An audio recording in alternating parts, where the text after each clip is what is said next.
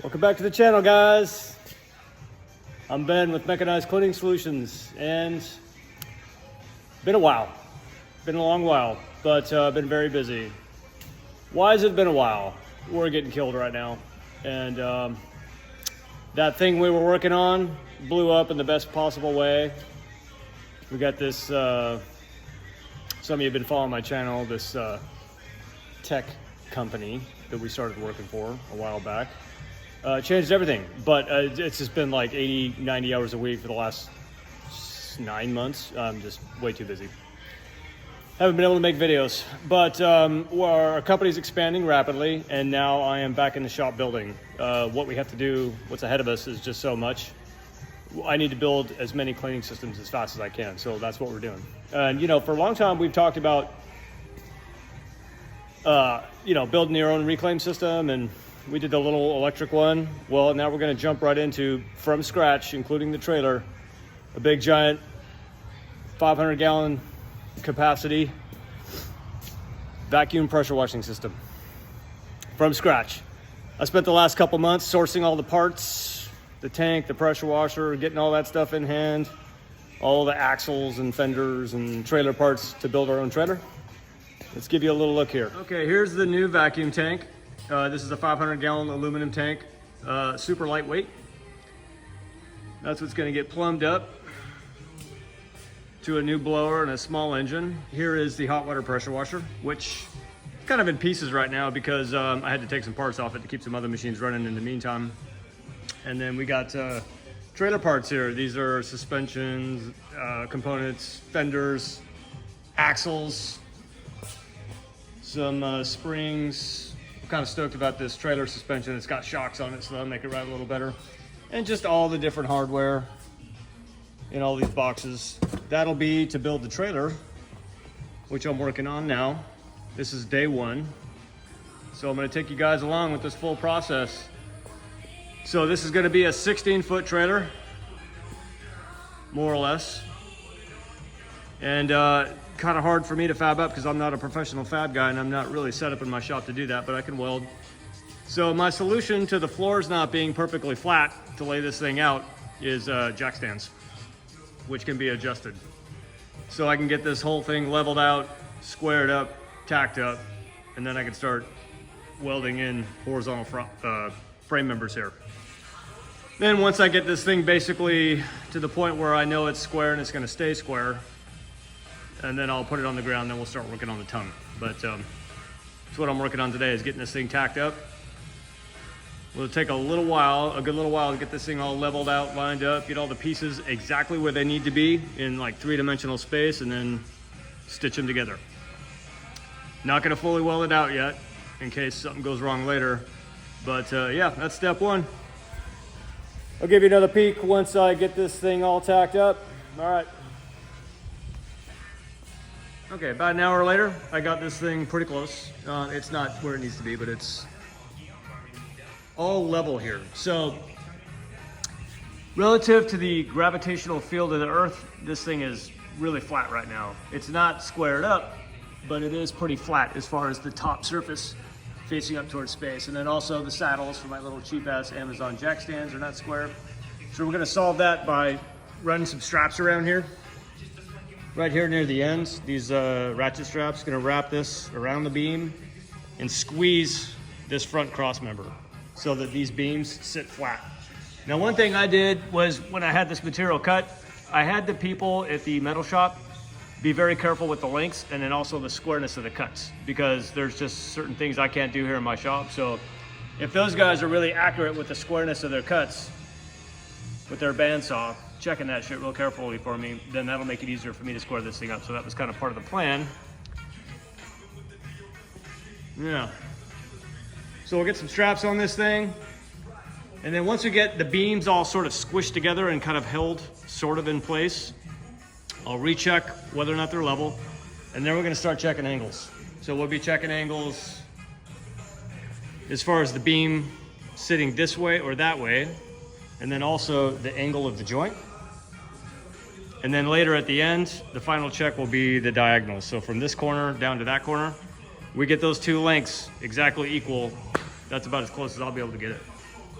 And that'll be close enough for government work. All right, guys. That's gonna be the blower that goes on this trailer. Check that out. That's that one we rebuilt. So, or maybe I'll buy a new one.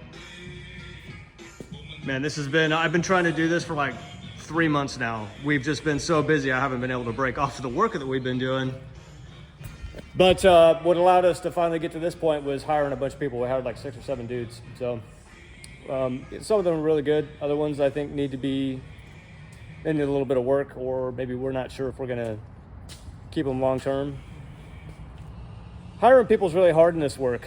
So few guys are cut out for this kind of work. It's hard, wet, shitty work, and we found that a trial run works really well with the employees. We're like, hey, come on and work with us for like 1 to 3 months and see if you like it. And then, after that, you can make up your mind about whether or not you want to be here long term. But we got a pretty good crew right now. I'm pretty stoked. These guys, a couple of these new guys are awesome. They're going to work out really well, I think, and do really well and make a lot of money. So, time to go do a little lunch break, and we'll come back and get back at it. It's gonna be crazy when this thing's finally done. And I am really excited about this. So we've never worked with aluminum before. I mean, this thing is like probably, man, it feels like it weighs about 1/3 of what one of the steel tanks does. So I'm not sure about, durability. Just never worked with aluminum. Should be a little more corrosion resistant, although I noticed that stuff does not do well with bleach, but we'll see. And this one is expensive. Just this tank, $17,000. So for a nice high quality pressure vessel. So aluminum, baby. All right, see you guys. Check this out. Got it to within a 1/16 on both ends. Also, it's within a 1/16 on both ends, and it's within an 1/8 on the diagonals. You got 205 and 3/4 go in both directions here. So we got this frame pretty square. Time to tack her up, baby. Step 1, box it out. Pretty stoked. All right. We're gonna put some tack welds on each corner, 2. We're gonna put 1 there, 1 there, 1 there, 1 there, rinse and repeat. And then I might get some long threaded rod. Need a couple of long ones for each diagonal.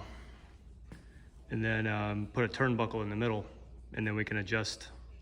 Once we get it tacked up, then you can use turnbuckles to get it perfect. I don't know if I'll do that, but that's an option open to us if we want to make this thing super square. It needs to be really square because the axles are going to go, let's say this is 50%, they're going to go 10% towards the back, the center of those 2 axles. Actually, the front wheel will be, of the 2 tandem axles, the front wheel will be at probably 40%, 45% of the length of the trailer to get the tongue weight right. The vacuum tank will sit directly over the axles. That'll be the heaviest thing, and then everything in front will just be tongue weight. So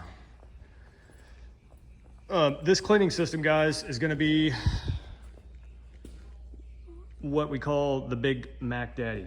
Actually, that's not what we call it. That's just what I just made up just now. But historically, you've seen all our cleaning systems. We had the pressure washing shit in the back of the truck, and then the vacuum trailer, the vacuum on the trailer. So that was like compartmentalized out. So the cleaning system would be in the truck, part of it, and then half of it would be on the trailer. These new trailers I'm building is gonna have everything on the trailer. Now, the reason why I'm doing that is because coming up in reclaim pressure washing, it was mostly cleaning parking garages. And when you're doing that, you're probably working in the city, because that's where most of them are. Like, you're not gonna go looking for cherries in a place where there's no cherry trees, right? Parking garages are lots of them in the cities, but they're small. Especially when you first get going, you wind up doing tiny ones, little ones for HOAs, condos, maybe apartment buildings, stuff like that, and they're really small. Where we're working now, mostly, on these big campuses, there's lots of room, so I'm not really confined by space anymore. That opens up what we can do. If you go back in some of my earliest videos, I told you why we do what we do, and everything is exactly the way it is for a very specific reason. That included having the cleaning system broken up so that we could have the smallest, most compact possible deployable system that we have. Now we got more room. we can free up the bed of the truck. We can either, in addition to having a hot water machine on the trailer, we can stick another one in the back of the truck, or just leave the back of the truck empty to throw a whole bunch of hoses in there, other stuff that we need. So this will allow us to deploy with more firepower on a bigger platform, which we can have now. We still have the small ones, although I'll probably convert those to big trailers later. And I'll just get away from doing smaller jobs just because we're just growing out of it. Just kind of focus our efforts on the big commercial industrial stuff, which is where we'll be most suited based on our equipment now. So, yep, time to tack her up. Get this thing sort of locked into place. So, all right, talk soon.